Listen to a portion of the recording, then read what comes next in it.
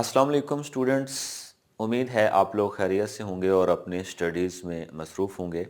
आज हम डिस्कस करेंगे zoology Miller Harley 5 edition chapter 19 amphibians, और एम्फीबियंस वाले चैप्टर में हम nervous system in amphibians discuss करेंगे। साथ में कुछ सेंसरी फंक्शंस भी हैं जिनको हम डिस्कस करेंगे।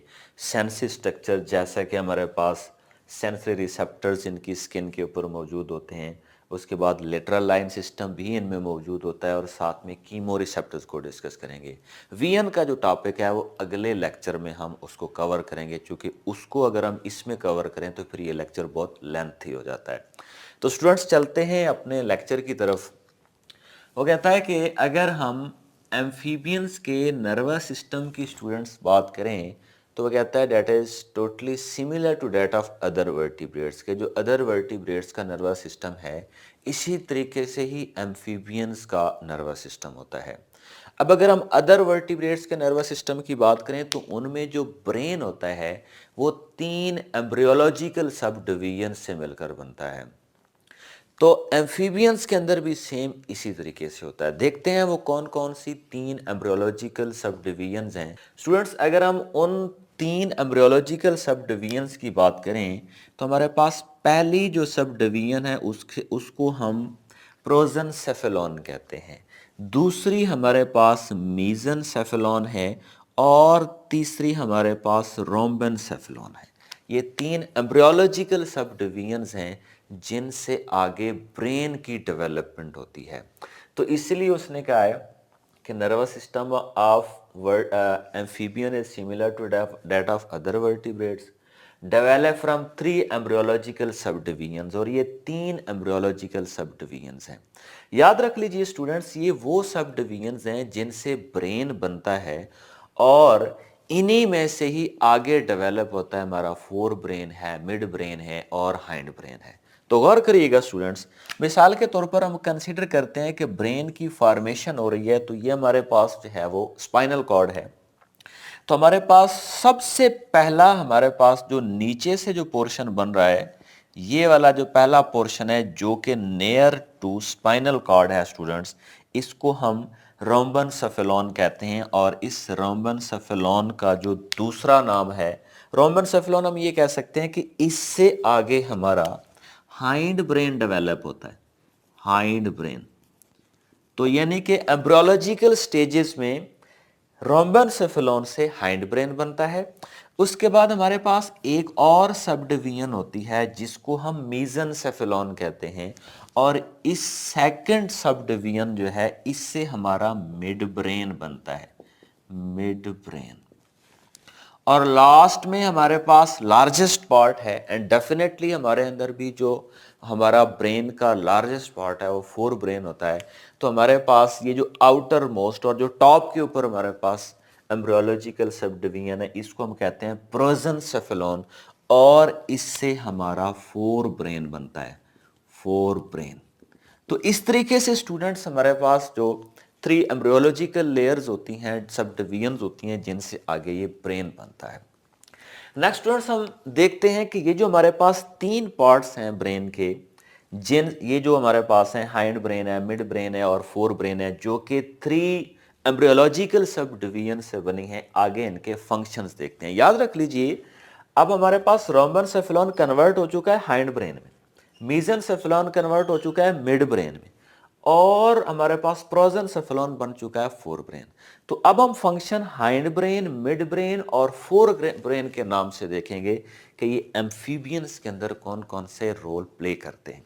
तो सबसे पहले स्टूडेंट्स हमारे पास जो है वो है प्रोजेनसेफेलॉन, जिससे आगे डेवलपमेंट होती है फोर ब्रेन की। और फोर ब्रेन एम्फीबियंस के अंदर एक ऑल्फैक्टरी सेंटर है। ऑल्फैक्टरी सेंटर का मतलब ये है कि ये वो सेंटर है जहां से ये ऑल्फैक्शन का काम करते हैं।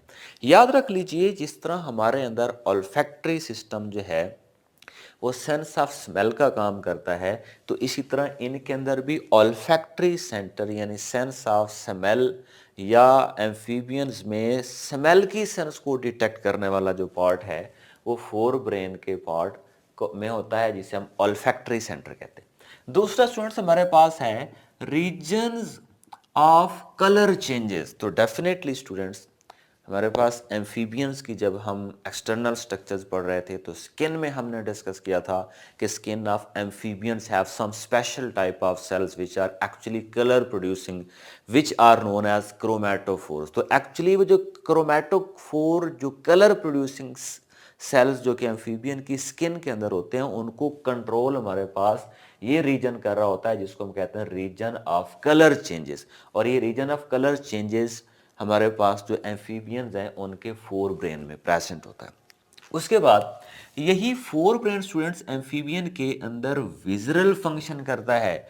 What are the actual meanings of visceral function? Means हमारे बॉडी के अंदर जो ऑर्गन्स हैं, जो इंटरनल कैविटी के अंदर ऑर्गन्स हैं, उनको विजरल ऑर्गन्स कहते हैं और उनके फंक्शन को हम विजरल फंक्शंस कहते हैं।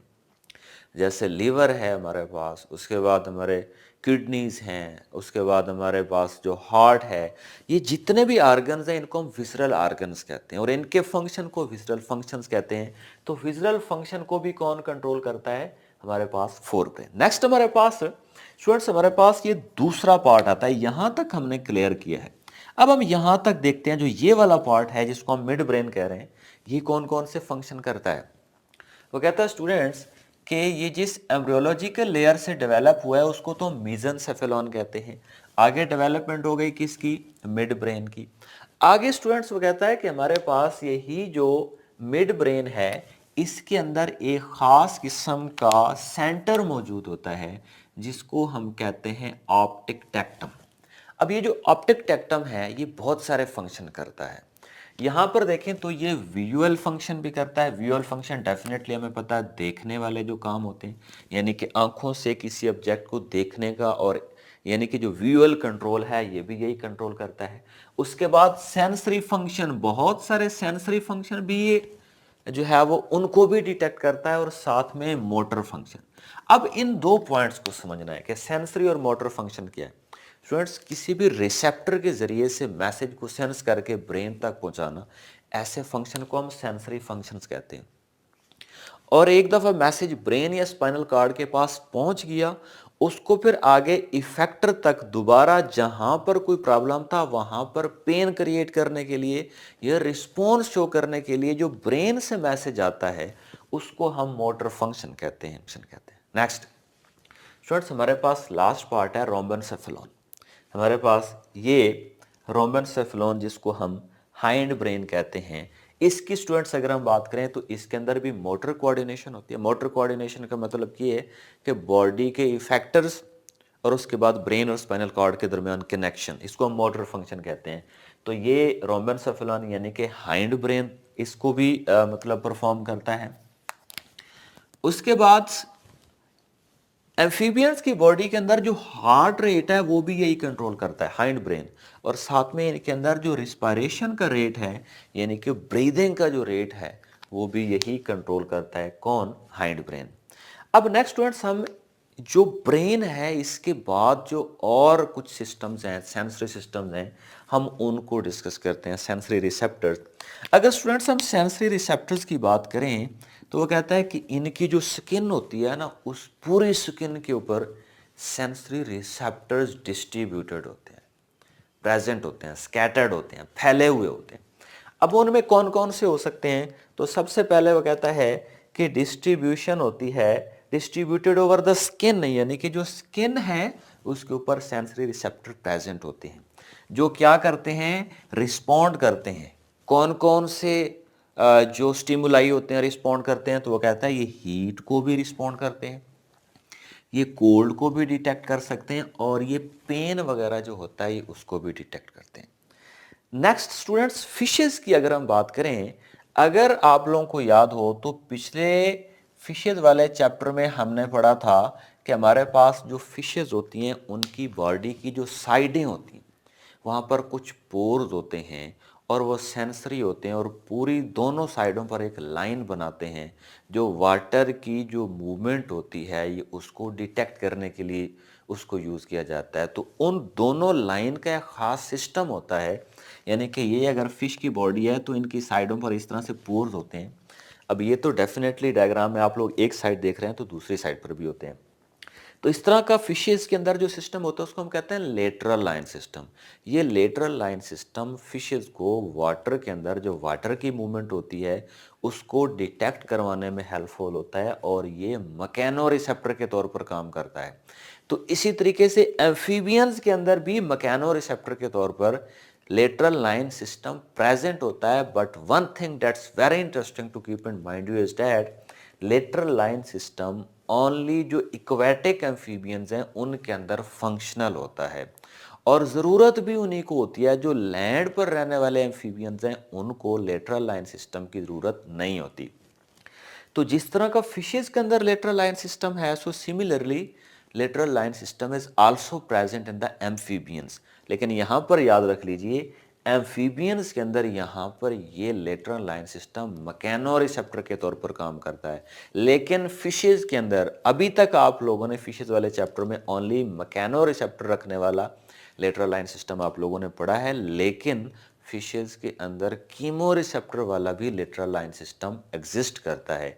इट मीन के फिशेस के अंदर लेटरल लाइन सिस्टम दो तरह का होता है, मैकेनो लेटरल लाइन सिस्टम और कीमो लेटरल लाइन सिस्टम।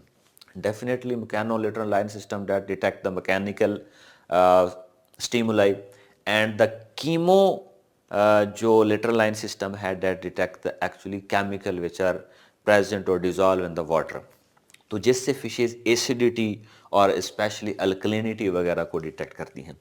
अब इसी तरीके से वो कहता है एम्फीबियंस के अंदर भी ये प्रेजेंट होता है और ये हेड टू टेल की तरफ और लेटरल साइड पर डॉर्सोलेटरल साइड पर ये एग्जिस्ट करता है। मिसाल के तौर पर हम कहते हैं स्टूडेंट्स के ये हमारे पास इस तरीके से ये एक एम्फीबियन है, ये उसका हेड है।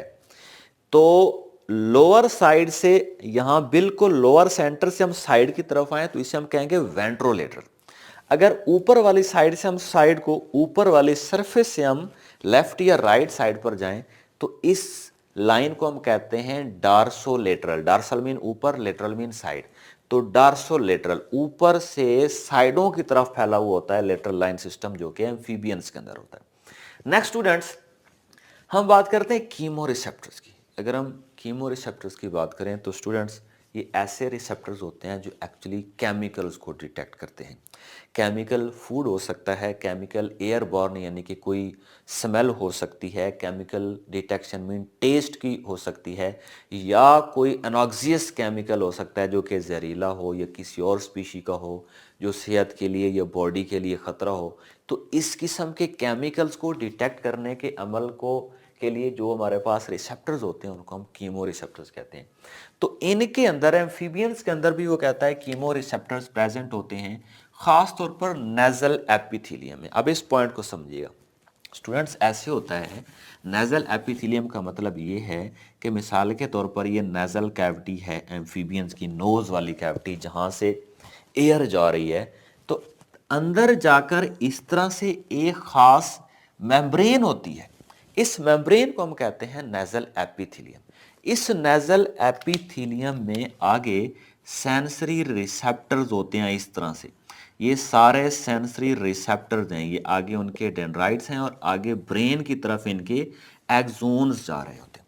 तो इस तरीके से ये वाली जो चीज़ है ये एक्चुअली नेजल एपिथेलियम है जो कि नाक के ज़रिए से जाने वाले जो एयरबॉर्न केमिकल होते हैं, सॉरी एयर में मौजूद प्रेजेंट केमिकल्स होते हैं उसको डिटेक्ट करती है। इसी तरह की एपिथेलियम वो कहता है इनकी माउथ के अंदर भी प्रेजेंट होती है कि अगर कोई माउथ में फूड है तो उसको डिटेक्ट करने के लिए, उसके टेस्ट को डिटेक्ट करने के लिए भी यूज़ करते हैं। एंड इनकी जो स्किन होती है उसके अंदर भी कीमो रिसेप्टर्स प्रेजेंट होते हैं जो अल्कलिनिटी को, जो बेसिसिटी को, जो एसिडिटी को डिटेक्ट करते हैं। उसके बाद इन सारे कीमो रिसेप्टर का जो इस्तेमाल है ये फूड को डिटेक्ट करने के लिए भी कीमो रिसेप्टर्स का इस्तेमाल करते हैं, साथ में अपने ही स्पीशी के अपोजिट सेक्स रखने वाले मेंबर को डिटेक्ट करने के लिए भी ये कीमो रिसेप्टर्स का इस्तेमाल करते हैं।